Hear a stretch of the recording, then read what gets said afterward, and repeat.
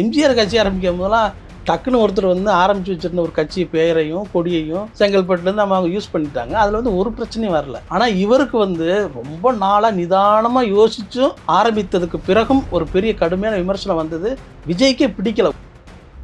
முதலமைச்சர் ஸ்டாலின் தான் வந்து மின்சார கட்டணத்தை வந்து மாதம் மாதம் கணக்கீட்டுப்படி மக்கள்கிட்ட வந்து கட்ட வைக்கணும்னு சொல்லி அவர் தான் போராடினார். ஆனால் முதலமைச்சரை வந்த பிறகு அவரே செய்யலையே. இந்த ஒரு பிரச்சனையை வந்து விஜய் பேசி மேடையில் பேசி வந்திருந்தாலே மக்கள் வந்து விழிப்புணர்வு அடைச்சிருப்பாங்க. பரவாயில்ல, விஜய் வந்து பேசுகிறார் நமக்காக அப்படின்னு சொல்லலாம். விஜயகாந்த் கட்சி ஆரம்பிக்கிறதுக்கு முன்னாடியே தன்னுடைய பழைய தயாரிப்பாளர்கள் அகல் விளக்கு பல படங்களை தயாரித்த பல ஆட்கள்கிட்ட வந்து இவரே ஃபோன் பண்ணி கேட்குறாரு, நான் இந்த மாதிரி கட்சி ஆரம்பிக்க போகிறேன்னு சொல்லி. விஜயகாந்த் பல மாதங்கள் அது மாதிரி கேட்டிருக்காரு. உளவுத்துறை மிரண்டு நின்ன ஒரே ஒரு காட்சி வந்து தீவிரத்திட்டால விஜயகாந்த் நடத்தின அந்த கூட்டம். அவருக்கு எந்த பாதுகாப்பும் கிடையாது. அவர் பாதுகாப்பு பார்த்துக்கிட்டார். அப்படித்தான் ஒரு தலைவன் உருவாகணுமே தவிர நீங்கள் வந்து அப்படியே தனியாக அப்படியே பொம்மை மாதிரி வந்துட்டு போகிறது கிடையாது. அதை முதல்ல விஜய் மாற்றணும்.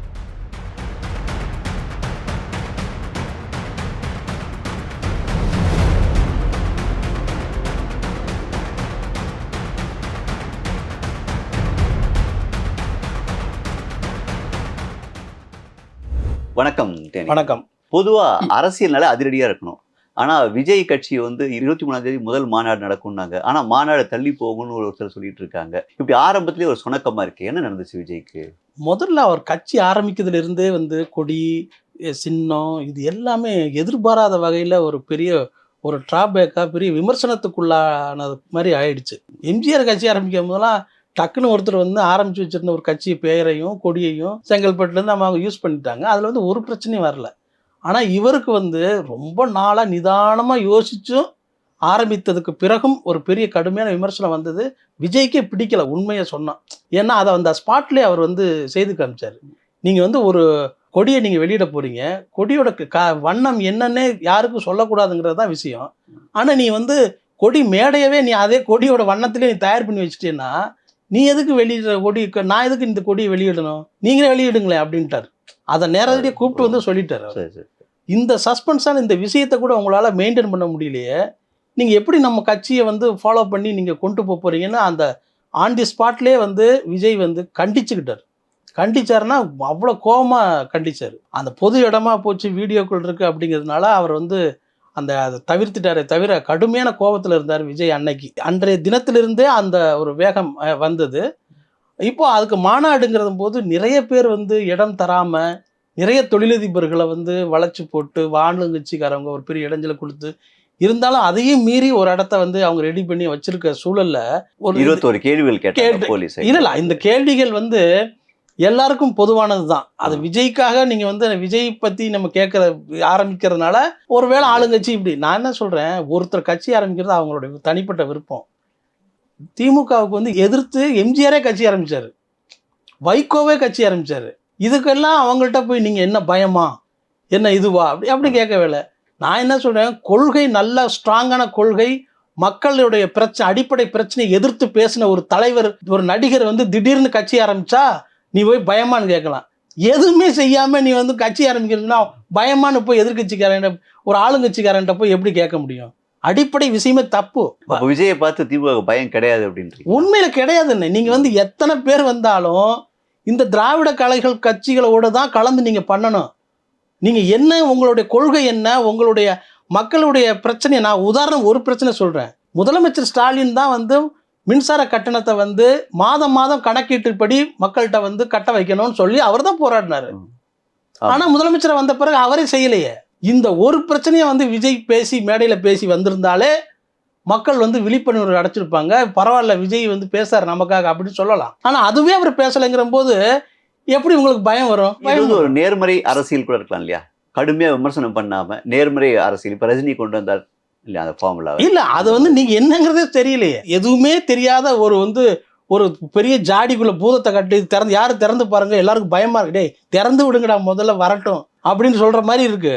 அது முதல்ல வரட்டும். இப்போ என்னாச்சு, உதயநிதி என்ன சொன்னாரு, யாருங்க வந்து தடுத்தது, போய் அவர்கிட்ட கேளுங்க, நாங்கள் தடுத்தோமான்னு கேளுங்க. நீங்கள் கட்டுப்பாடற்ற ஒரு மாநாட்டுக்கு அனுமதி கொடுக்குற போது என்ன நடக்கும் அப்படிங்கிறது மதுரையில் வந்து எடப்பாடி பழனிசாமி அவர்கள் நடத்தின ஒரு மாநாட்டில் வந்து எவ்வளவு தூரத்துக்கு உணவு பிரியாணி எல்லாம் வீணடிக்கப்பட்டது, எவ்வளவு பொருட்கள் சிதறடிக்கப்பட்டது அப்படிங்கிறதெல்லாம் தெரியும்ல. இது எல்லாம் அவங்களுக்கும் கேட்கப்பட்ட கேள்விகள் தான். ஆனா விஜய்க்காக இது வந்து கேட்கப்படும் பொழுது நமக்கு தனியா கேட்குறாங்களோ அப்படின்னு சொல்லிட்டு விஜய் பயப்படுறாரு. உண்மை அதுதான். ஆனாலும் இவருக்கு இந்த பயமெல்லாம் தேவையே கிடையாது. நீங்க மக்கள் பிரச்சனையை கையில் எடுக்க ஆரம்பிச்சிட்டிங்கனாலே ஆட்டோமேட்டிக்காக மக்கள் உங்க பின்னாடி விஜய் பின்னாடி திரளுவாங்க. ஆனால் இது இன்னும் பேச ஆரம்பிக்கல, படம் இருக்கு, அதுக்கெல்லாம் பயப்பட தேவையே இல்லைங்கிறேன். ஒரு படம் வந்து வெளியிடலை அப்படிங்கிறதுக்கு வெளியிட விட மாட்டாங்க, தகராறு பண்ணுவாங்க, தேட்டர் கொடுக்க மாட்டாங்க, அதனால நம்ம இந்த அரசியல் இதெல்லாம் பேசக்கூடாது அப்படின்னு நினைக்கிறதே வந்து முதல்ல சிறுபிள்ளைத்தனமான விஷயம். இப்போ விஜய்க்கு வந்து சரியான ஆலோசனை இல்லைன்னு சொல்லலாமா? இப்போ எம்ஜிஆருக்கு வந்து அந்த காலத்திலேயே பல பேர் திமுக இருந்து வந்திருந்தாங்க. அதே வந்து சிவாஜி ஆரம்பிச்சப்போ மன்றது பிள்ளைகள்னாலும் இன்னும் காங்கிரஸ் கட்சியில இருந்து கொஞ்சம் பேர் கூட இருந்தாங்க. விஜயகாந்துக்கு வந்து பண்ருட்டி ராமச்சந்திரன் இருந்தார். இப்போ விஜய்க்கு வந்து அந்த மாதிரி யாருமே இல்லை, அது ஒரு பலவீனம் அப்படின்னு எடுத்துக்கலாமா? உண்மைதான், அது இருக்கலாம். ஏன்னா விஜயகாந்த் கட்சி ஆரம்பிக்கிறதுக்கு முன்னாடியே தன்னுடைய பழைய தயாரிப்பாளர்கள் அகல் விளக்கு பல படங்களை தயாரித்த பல ஆட்கள்கிட்ட வந்து ஃபோன் பண்ணி இவரே ஃபோன் பண்ணி கேட்குறாரு, நான் இந்த மாதிரி கட்சி ஆரம்பிக்க போகிறேன்னு சொல்லி விஜயகாந்த் பல மாதங்கள் அது மாதிரி கேட்டிருக்காரு. ஆனால் விஜய் ஒரு தடவை கூட கேட்கலையே, யாருக்கிட்டையும் கேட்கல. ஏன்னா அவங்களுக்கு கார்பரேட் ஒரு வேற கம்பெனிக்கு வந்து அதை வந்து நடத்தி கொடுக்கணும் அப்படிங்கிறத அவர் ஒரு பிளானாக வச்சுருக்காரு போல இருக்கு. அந்த கம்பெனி இன்னும் யார் எதுன்னு தெரியல. ஆனால் எந்த கம்பெனியாக இருந்தாலும் மக்கள் பிரச்சனையையும் மக்களுடைய அடிப்படை வசதிகளையும் பேசாத எந்த ஒரு தலைவனும் மக்கள் முன்னால எடுபட மாட்டாங்க அப்படிங்கிறது தான் அடிப்படை அரசியல் உண்மை. ரஜினி வந்து இந்த மாதிரி இப்போ தமிழ்நாட்டில் வெடிகுண்டு கலாச்சாரம் அதிகமாக இருக்குன்னு சொன்னதுனால தான் அவர் பின்னாடி வந்து பரபரப்பாச்சு. இவர் எதுவுமே பேசல, என் மாநாடை தள்ளி வச்சுட்டாங்கன்னு. நீங்க இப்படி சொல்றீங்க. அவர் வந்து இன்னும் வெளிப்படையா பேச ஆரம்பிக்கல. பேச ஆரம்பிச்சாதானே அவர் எந்த அளவுக்கு பொலிட்டிக்கல் ஸ்டஃப் இருக்கு ஆளு. ஆமாங்க, அது பேசணும் இல்ல. அதான் மாநாட்டுல பேச. நான் ஏன் மாநாட்டில் பேசுற வரைக்கும் நீங்க வந்து வெயிட் பண்ணிட்டு இருப்பீங்களா? இன்னைக்கு திமுக விடுதலை சிறுத்தைகள் வந்து தன்னோட மது எதிர்ப்பு மாநாடு வந்து கூப்பிடுறாங்க, நீங்க அதை பத்தி எதுவுமே சொல்ல மாட்டேங்கிறீங்களே. ஆனா நீட்டை பத்தி கருத்து தெரிவிச்சிருக்காரு இல்லையா? நீட்டை பத்தி அது எப்ப தெரிவிச்சாரு? லேட்டா தெரிவிச்சாரு. நீங்க வந்து முதல் நாள் வந்து அவர் தெரிவிக்கவே இல்லை. அது சம்பந்தமான எதிர்ப்பு அதிகமா கிளம்புனதுக்கு உடனே அவர் மறுநாள் எல்லாரும் சொல்லியிருக்காங்க இந்த மாதிரி. எதுவும் அவருடைய ஸ்டாண்டை சொல்லிட்டாரு இல்லையா அந்த மாதிரி விஷயத்துல. அப்படி பார்த்தா முதல்ல வந்து அவருக்கு என்ன கொள்கைனே தெரியாம இருந்துச்சு. இப்போ வந்து ஒரு ப்ரோ டிராவிடியன் பாலிடிக்ஸ் தான் எடுக்கிறார் அப்படின்ட்டு தெரிஞ்சு. இப்போ எச் ராஜா கூட பார்த்துருந்தாங்க, எங்களுக்கு இதனால இழப்பு கிடையாது, டிராவிடியன் ஓட்டை தான் அவர் பிரிப்பார் அப்படின்ட்டு. ஸோ அவருடைய கொள்கை வந்து பிஜேபி அந்த வலதுசாரி கொள்கை கிடையாது, டிராவிடியன் கொள்கை அப்படின்னு கொண்டு வந்துட்டாரு. இனிமே கொஞ்சம் கொஞ்சமா தானே இப்படியே லிஞ்ச் பை திராவிட ஓட்டெல்லாம் அவரை விஜய் வந்து பிரிக்கவே மாட்டாருங்க. ஏன் அப்படின்னா திமுக ரெட்டலைக்கும் உதயசூரியனுக்கும் ஓட்டு போட்ட யாருமே வேற கட்சிகளுக்கு ஓட்டு போட மாட்டாங்க. நீங்க இளைய தலைமுறை புதுசா வந்திருக்க ஓட்டர்களையும் பொதுவான ஜனங்களையும் கவர்வதற்கு மாதிரியான ஏதாவது நீங்க செய்தீங்கனால் மட்டும்தான் அவங்க ஓட்டு உங்களுக்கு கிடைக்கும். திமுகவெல்லாம் ஒன்றும் பிரிக்கவெல்லாம் முடியாது, பொழக்கவும் முடியாது. திமுக ஏற்கனவே பல பிளவுகளை பார்த்துட்டு அது இப்பவும் இருக்கு இல்லையா? எங்க அதிமுக ஓட்டுக்கள் அவர் கவரலாம் இல்லையா? இப்போ அது வந்து பிஜேபி பக்கம் போயிட்டு இருக்கு இல்லையா? ஆமா, அதை வந்து பண்ணலாம். ஆனால் அதையும் வந்து சரி செய்வதற்கு அதிமுகவில் சில மூவுகள் நடந்துட்டு இருக்கு. ஏன்னா ஓட்டு சதவீதம் குறைந்த உடனே உள்ளூரை எடப்பாடி பழனிசாமிக்கான ஒரு எதிர்ப்பை வந்து அந்த கட்சியை சேர்ந்தவர்கள் எழுப்ப ஆரம்பிச்சிருக்காங்க. நீங்க எல்லாமே ஒன்று சேருவோம், தினகரன் சசிகலா எல்லாருமே ஒன்று சேர்ந்து நம்ம வந்து தனித்து நிற்போம் அப்படிங்கிறத இவங்க வந்து முயற்சி பண்றாங்க. அது முயற்சி நடக்குமா என்னன்னு தெரியல. ஏன்னா தமிழ்நாட்டை பொறுத்தளவுக்கு பிஜேபி வந்து ஒரு 10 தலை பாம்பு. இந்த 10 தலை பாம்பு யார் யாரு? சசிகலா, தினகரன், எடப்பாடி பழனிசாமி, இந்த குரூப் எல்லாம் அந்த 10 தலை பாம்பா தான் இருக்கு. வாழு ஒன்று தான், நீங்க முகம்தான் வேற வேறையா இருக்கு. ஸோ அதனால அதுவும் இந்த இடத்துல செல்லுபடி ஆகுமாங்கிறது தெரியல. அதனால அதிமுக இருக்கிறவங்க வேணா அங்க போவாங்க. மறுபடியும் அதிமுகவுக்கு தனித்த அடையாளத்தோடு அவங்க வந்து முதலமைச்சர் நாற்காலியில் உட்கார வைத்தால் மட்டும்தான் அதிமுக தொண்டர்கள் அங்கே இருப்பாங்க. இல்லைன்னா மறுபடியும் சசிகலா பின்னாடியோ அல்லது வந்து அவங்க கூட்டுற ஒரு அமைப்பின் பின்னாடியோ தான் போவாங்க. இப்போ விஜய்க்கு வந்து ஒரு பக்கம் அரசியல் மாநாடு எப்படி இருக்கு, இந்த கோட் படத்துடைய வசூல் எப்படி இருக்கு? கோட் படம் வந்து அடிதடியா ஏற்பட்டிருக்க வசூல் வந்து ரொம்ப குறைவாக இருக்கு. அதான வசூல் பண்ணிட்டு இருக்குன்னு வச்சுக்கோங்க. ஆனா அவங்க எதிர்பார்த்த ஒரு பெரிய வசூல் அப்படிதான் இந்த வருஷத்துல இது வரைக்கும் அதிகமா வசூல் பண்ண படம் கோட் இருக்கு. இன்னும் முடியலையே, இன்னும் அடுத்த படங்கள் இருக்குல்ல, அதனால இது வந்து கொஞ்சம் வேகமா வசூல் ஆயிருக்குன்னு வச்சுக்கோங்க. அதே சமயத்துல இங்க இந்த கதையை தயாரி பண்ண விதத்துல வந்து பல சர்ச்சைகள் இருக்கு. பாம்பே, கேரளா இந்த மாதிரி இடங்கள்ல வந்து விஜய்க்கு வந்து அதிகபட்சமான மன்றங்க இருக்கு, ரசிகர்கள் இருக்காங்க. அவங்க பெரிய அளவுல வந்து கட் அவுட் வச்சு இப்போ கொண்டாடுற ஆட்கள் இருக்காங்க. ஆனால் இந்த படத்துக்கு கோட் படத்துக்கு அங்கே பாம்பேயில் வந்து ஒரு டிஸ்ட்ரிபியூட்டர் வந்து சொல்கிறாரு, இந்த படத்துடைய கிளைமேக்ஸே வந்து அவங்களுக்கு வந்து யாருக்கும் பிடிக்கல, அப்புறம் ரசிக்கும்படியா இல்லை. அதில் Mumbai Indians vs CSK match CSK match இது எப்படிங்க வந்து நீங்கள் வந்து அங்கே வந்து வைக்கலாம், கிளைமேக்ஸை கொண்டு வந்து எப்படிங்க வழியை கொண்டு வந்து இது இப்படி திணிக்கலாம், நாங்கள் தான் இல்ல ஜெயில அந்த கிளைமேக்ஸ் அவங்களுக்கு என்ன பிரச்சனை? இல்லை அவங்களுக்கு வந்து நாங்கள் எப்படி நாங்கள் தோத்ததா சொல்கிற அந்த விஷயமே வந்து எங்களுக்கு வந்து படத்தோட கிளைமேக்ஸ் வந்து மும்பை இந்தியன்ஸ் வந்து CSK தோக்கடிக்கிற மாதிரி அதுதான் வந்து பிடிக்கல அப்படிங்கிறாங்க. இது ரொம்ப ஆச்சரியமா இருக்கு. ஆனா அது வந்து நடந்திருக்காங்க. ஆனா இன்னொரு பக்கம் தோனியோட ஃபேன்ஸ் வந்து படத்துக்குள்ள இருக்குது இல்லையா? அந்த தோனியோட ஃபேன்ஸ் இழுக்குது. ஆனா நீங்க வந்து அது வந்து அந்த அது அவருடைய படத்துக்காக எடுக்கப்பட்ட காட்சி அல்ல, அது அவருடைய கிளிப்பிங்ஸ் இல்லையா? அவரே வந்து நடிச்சிருந்து இந்த மாதிரி விஜயை வந்து கனெக்ட் பண்ணியிருந்தாங்கன்னா ஒருவேளை அது ஓடி இருக்கக்கூடிய வாய்ப்பு இருக்கு. ஆனாலும் இந்த படத்துக்காக அவங்க வந்து நிறைய மெனக்கெட்டு இருக்காங்க. படத்துல வந்து ஒரு பல திரைப்படங்களுடைய ஹாலிவுட் திரைப்படங்களுடைய காட்சிகளை வைத்ததும், மிஷன் இம்பாசிபிள் RR பயன்படுத்தினதும், முதல் படங்கள்லே பாடல்களே யுவன் சங்கர் ராஜாவுக்கு ஒரு எதிர்ப்பு வந்தது. அப்புறம் எந்த படத்துக்கும் இது வரைக்கும் இல்லாத வகையில் ஃபர்ஸ்ட் ஆடியோ ட்ராக் வெளியிட்ட பாடல் ஒன்று, அதே பாடல் திரைப்படத்தில் கேட்கும்போது வேற ஒன்றா இருக்குது. ஏன்னா அவங்க அவசர அவசரமாக திருப்திப்படுத்துறதுக்கு ஒரு ஃபாஸ்ட் பீட் மியூசிக்கை போடுறாங்க. இது எந்த இசையமைப்பாளருக்கும் நடக்காத ஒரு விஷயம். இது வந்து பெரிய பலவீனம் தான். அது யுவன் சங்கர் ராஜாவால் ஏற்பட்டிருக்க பலவீனம். அவர் வந்து சொல்லலாம், நான் வந்து எப்போவுமே என்னுடைய மியூசிக்கை தான் கொடுப்பேன், அது ஜெயிக்குதா இல்லையாங்கிறது எனக்கு தெரியாது அப்படின்னு சொல்கிறாருல்ல.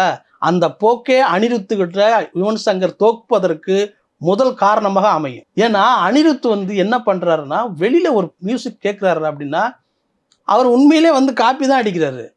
நீங்கள் ஒரு மியூசிக் டேரக்டர் சொன்னார், கம்ப்யூட்டர் கேம்ஸை வந்து அவர் பேரை சொல்கிறாரு. அந்த சவுண்டை எடுத்து இவர் வந்து பயன்படுத்தியிருக்காருங்க. எதில்? ஜெயிலர் படத்தில் பயன்படுத்தியிருக்காருங்க, யாருக்குமே தெரியாதுங்க அப்படின்னு சொல்கிறாரு.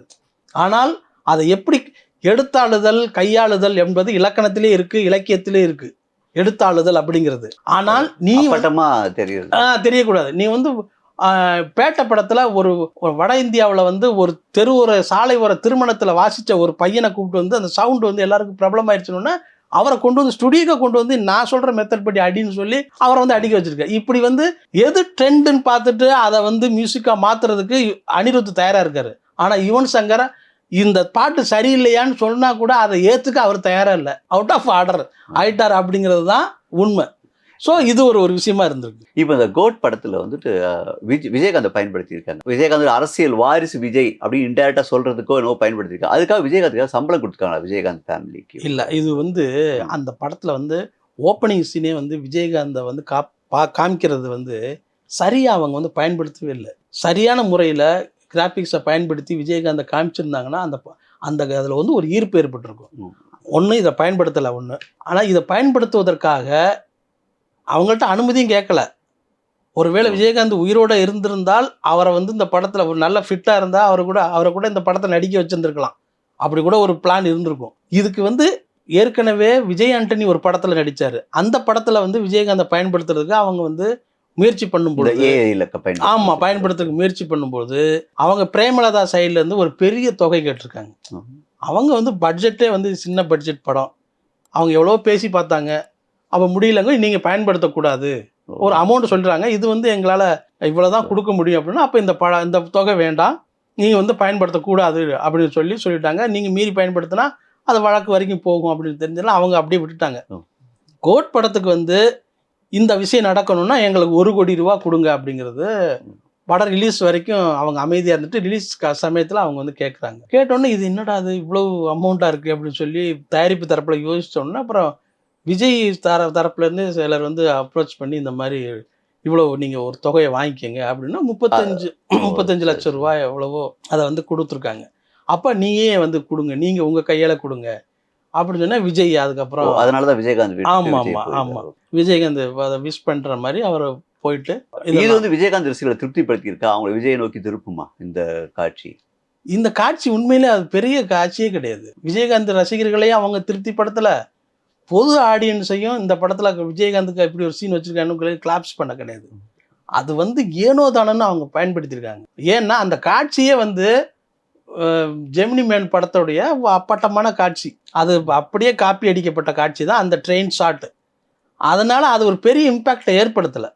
படத்தில் அந்த ஸ்பீடுக்கு வந்து அந்த அந்த நேரத்தில் காட்சியை பார்க்கும்போது சுவாரஸ்யம் இருந்துச்சு தவிர வெளியில் வந்து என்னடா அது இப்படி பயன்படுத்தியிருக்காங்க அப்படி தான் தோணுச்சு. விஜய் வந்து பிரேமலதா அவர்கள்ட்ட வந்து இந்த மாதிரியான ஒரு பெரும் தொகையை கொடுத்து அவங்கள வந்து சமாதானம் பண்ணிக்கிட்டாரு. மாநாடு தள்ளி போச்சுன்னா விஜய் என்னெல்லாம் பண்ணணும், அவர் ரசிகர்களை வந்து கட்சி நோக்கி இழுக்கிறதுக்காக இன்டாக்டா வச்சுக்கிறதுக்கு என்னெல்லாம் பண்ணணும்? இன்னும் வந்து அவர் வந்து நடிகராக தான் இருக்காரு, இன்னும் தலைவராக அவர் மாறவே இல்லை. ரசிகர்களுக்கும் நடிகர் அவர் தலைவருக்கும் பெரிய இடைவெளி இருக்குது. ஒவ்வொரு கட்சியிலையும் நீங்கள் எப்படியாவது நீங்கள் வந்து ஒரு தலைவர் உருவாகும் பொழுது தனக்கு அடுத்த கட்ட ஆட்களை வந்து முதல்ல ஃபார்ம் பண்ணுவாங்க. இப்போ வந்து இப்போவும் நீங்கள் வந்து சட்டசபையில் கலைஞர் முதலமைச்சராக இருக்கும்போது ஜெயலலிதா என்ன அநீதி நடந்தது அப்படிங்கிறது சாத்தூர் ராமச்சந்திரனுக்கும் திருநாவுக்கரசர் அவர்களுக்கும் தான் தெரியும். அவங்க தான் அவங்க 2ஆம் கட்ட தலைவராக இருந்தாங்க. ஆரம்பத்திலே இது மாதிரி ஒரு டீம் அப்படி ஃபார்ம் பண்ணிட்டு வந்தால் மட்டும்தான் மற்ற எல்லா விஷயத்தையும் எதிர்கொள்ள முடியும். இவருக்கு வந்து அந்த மாதிரி புஷி ஆனந்த் அவர்களுக்கே எல்லா அதிகாரமும் இருக்கா அப்படின்னா இல்லை.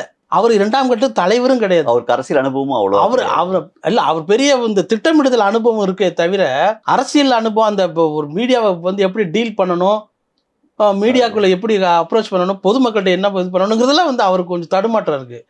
அதே தடுமாற்றம் விஜய்க்கும் இருக்கு. ரெண்டாவது அவர் அந்த முதல்ல அந்த ஒரு டிஸ்டன்ஸை விட்டு வர்றாருல, அதுவே தப்பு. அதுவே இப்போ அவர் மாற்றிக்கணும். ஃபேன்ஸோட தான் இருக்கணும்.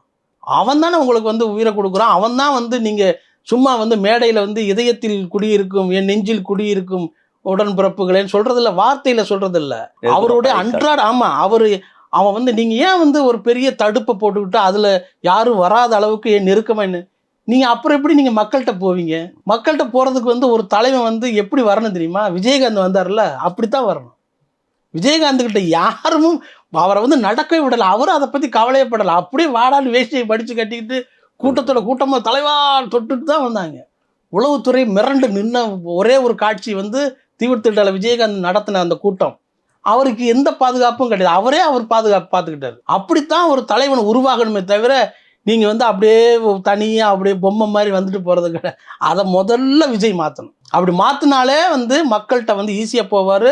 அவங்க ஃபேன்ஸுக்கிட்டே அவர் ஈஸியாக போவார். ஏன்னா எனக்கு தெரிஞ்சு நான் ஒரு பெரிய பத்திரிகையில் வேலை பார்த்துட்டு இருக்கும்போது நான் தினமும் விஜய் ரசிகர்கள் மன்ற தலைவர்கள்ட்ட பேசுகிறதா என்னோடய வேலை. அவங்க வந்து இப்போ இருக்கிற ஆளும் கட்சியை விட மிக கஷ்டப்பட்டு மக்களை வந்து என்ன அவங்களுக்கு தேவைங்கிறத ஃபிங்கர் டிப்பில் வச்சுருக்காங்க. இப்போ வச்சுருக்காங்க. ஜாதி சர்டிஃபிகேட் வாங்குறதுலேருந்து ஒருத்தர் அம்மாவுக்கு வந்து வயோதிக பென்ஷன் வாங்கி கொடுக்கறது வரைக்கும் அவங்க வந்து செயல்பட்டு இருக்காங்க. அது விஜய்க்கு தெரியுமா தெரியாதான்னு தெரியல. தேனி மாவட்டத்தில் வந்து ஒரு ஆண்டிப்பட்டியும் பெரிய குளத்தையும் இணைக்கிற ஒரு குக்கிராம சாலை வழி நான் ஒரு நாள் இருசக்கர வாகனத்தை போகும்போது பார்த்தா அது ஒரு தனி கிராமம். அது வந்து பெரும் தொடர்பு இல்லாத 1 மணி நேரத்துக்கு ஒரு பேருந்து போகிற ஒரு கிராமம். அங்கே வந்து விஜய் படிப்பகம் வச்சுருக்காரு. இவர் இங்கே சொன்னார்ல, அங்கே அவன் செய்து வச்சுருக்கான். ஸோ அங்கே அவன் செய்து வச்சுருக்கான்ல, அவன் என்ன நம்பிக்கையில் செய்வான்? இவர் வந்து பண்ணுவார். நீ அவனை பக்கத்துலேயே விட மாட்டேங்கிறியே, அது ரொம்ப தப்பு. விஜயகாந்த் ஒரு நாளும் அதை நான் பண்ணதே கிடையாது. ஸோ விஜய் வந்து என்ன பண்ணணும், முதல்ல அவர்கிட்ட இருக்க இந்த பிளாக் ஹேட்ஸு, இந்த ஜிம் பாய்ஸு, இந்த தடுப்பு போட்டு தடுக்கிறது, இதை வந்து நீங்கள் வந்து முதல்ல தகர்த்தெறிங்க. விஜய்க்கு இதுதான் ஆரம்பம். கண்டிப்பாக போக போதெல்லாம் செய்வார் அப்படின்னு நம்புவோம். ஆமாம். உங்கள் கருத்துக்கு மிக்க நன்றி. நன்றி.